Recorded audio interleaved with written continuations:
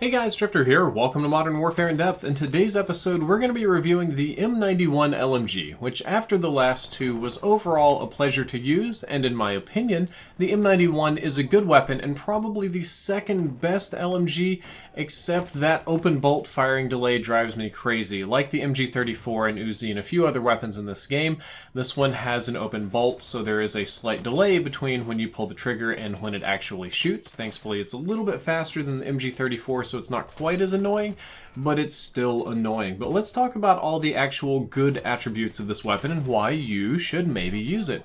First of all, the damage profile is similar to most of the other LMGs. It'll deal 34 damage to the chest up close and decrease down to 30 at the longest ranges that I can test. However, I do want to clarify that this is upper chest only. This is biceps and up. If you hit torso and limbs, it's unfortunately going to be less. The other unique damage multiplier areas are 46 to 42 for the head, and then the lower chest and limbs are both 31 to 28, which means headshots don't really kill any faster, they just deal a little bit more total damage.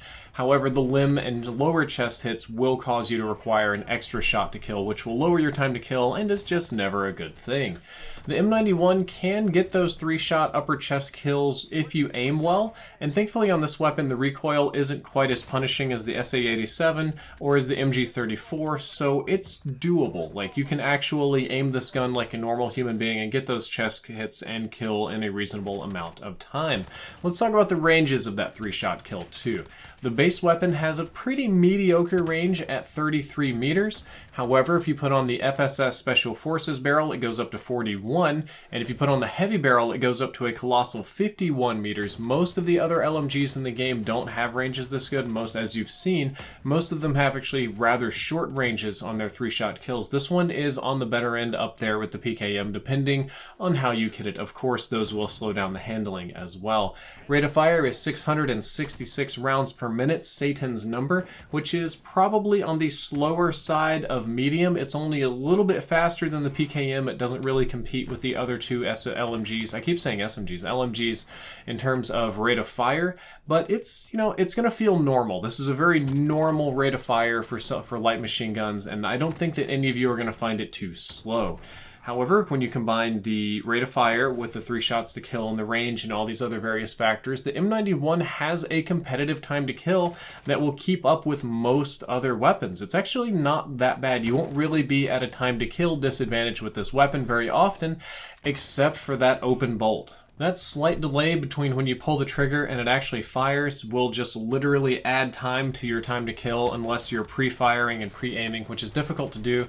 It makes it more difficult to react to people, and it can throw off your aim and overall handling. So if you're at a long range, perhaps you have a more competitive time to kill, but if you're doing this up-close, fast reaction thing, that open bolt will negatively impact your TTK, and that's something that just kind of drives me bananas. I cannot wait to go back to regular guns that just shoot when I pull the trigger.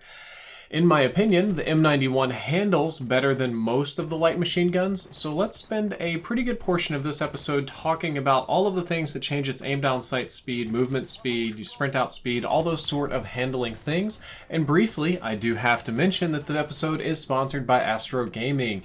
I literally wear my A40s every single day for various things, and you can pick up your own pair with the 5% off link down there in the description below. I wish that I was able to film more skits for you guys, more fun things, but unfortunately I'm not at home very much anymore to do that. So in the future, the fun things will come back. Let's resume the rest of the episode.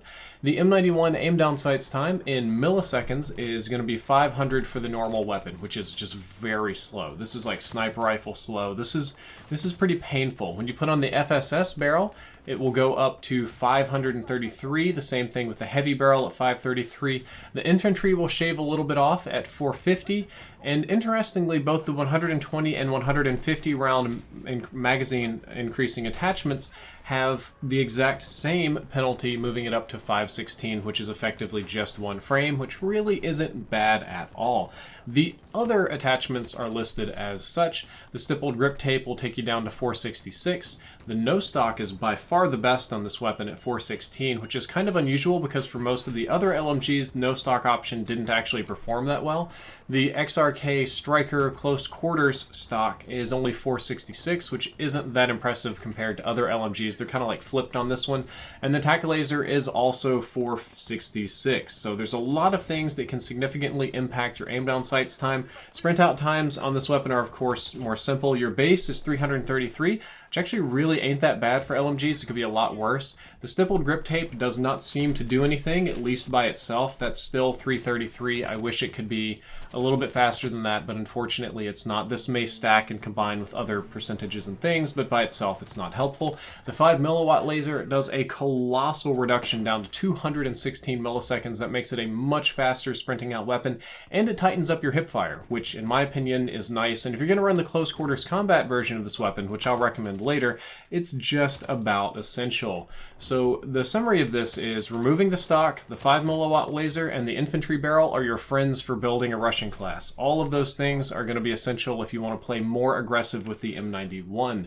Let's talk about the recoil on this weapon. It's very similar to the MG34, which you can learn more about in the last episode. It's mostly vertical recoil. It'll go a little bit side to side, and the first couple shots kick a lot more than all the following shots. So like your first 5 shots will have more kick than everything after that. However, it's essentially just lesser in scale, both vertical and horizontal. It just overall has less recoil than the MG34 or the SA87, so it's much easier to control, much easier to get your shots on target, and overall much easier to use in my opinion. There's one problem with it when it comes to aiming, and that's that the iron sights are kind of terrible. Not only are they small and a little bit bulky, but the hind sights shake a lot, and they can be very obstructive when you're not using optics. You'll probably see the gameplay of me and Vacant using it with the iron sights, and you'll notice that when I'm shooting, the hind sights just shake all over the place like crazy. It is ridiculously hard to see what I'm aiming at with this kind of setup, so I pretty much always have to use some kind of optics. Magazine size is 100, which is nice. The other 2 LMGs I did recently were smaller than that, which is a big problem. And it can be boosted up to 120 or 150 with only minimal aim down sights times penalties. You're primarily slowing down your movement speed. However, after dealing with 30 and 50 rounds, 100 felt like such a blessing. I never really felt it necessary to boost my gun up any higher, but you can if you want, and the penalty isn't too bad.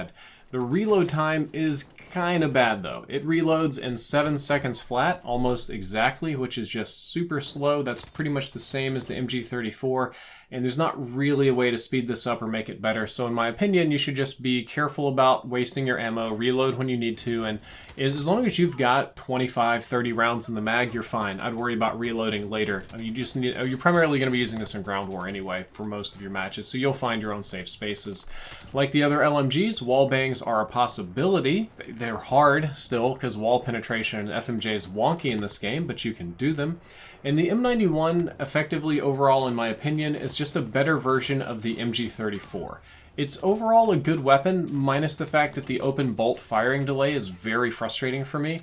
That I'm totally not feeling at all, but outside of that, it's got good recoil, it can be kitted to be accurate, it can be kitted to be fast, it deals decent damage, it's got good range, it's got a lot of good things going for it.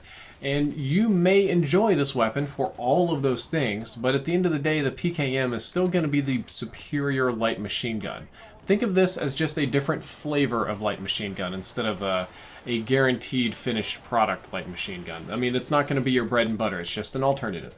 So there are 2 classes that really stood out to me that I enjoyed while I was trying various things and learning about the attachments and stuff. That's the close quarter setup class and the sort of balanced ground war class, the ultra range class I didn't enjoy a whole lot. So let's talk about the close quarters one.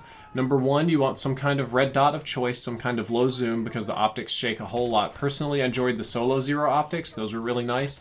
Infantry barrel to ADS a little faster. Stippled grip, no stock, and 5 milliwatt laser, all to increase my aim down sights time, sprint out time, and just overall handling with as little penalties to the recoil and other aspects of the gun as possible. When you run this class, it's going to handle more like a regular M4 or like an AK with maybe 1 or 2 attachments. It's not going to be fast, but it'll be surprisingly fast for an LMG. The only problem is the recoil is going to be brutal. It is going to kick super hard. It's going to be difficult to control, and the hipfire is not going to be bad either. So you're going to really have to work on your recoil control to make this competitive, and you're still just going to get hosed by the MP5 and stuff like that. The balanced setup, which would be more for ground war, you want to use 3x optics of choice, some kind of optics that have zoom. Some of you guys like hybrids, some of you like the Cronin, which is what I'm primarily using. Some of you like the VLK optics, just some sort of ranged optics, whatever you're comfortable with. A compensator, a bipod, because you're going to be crouching and proning a lot with this weapon, and the bipod's really nice when you do that. Monolithic suppressor, so you don't make as much noise, and you get additional range. And the heavy barrel, which will increase your bullet velocity, it will decrease your recoil, and increase your range, with the penalty to the aim down sight's time not being that bad. It's going to be a slower, more setup-based weapon when you do this, but it does work for ground war. You can chunk people at pretty good ranges, and the rate of fire makes it reasonable to kill people up close too. So those are the two classes that I had the best results with, and those are the ones that I would recommend for all of you.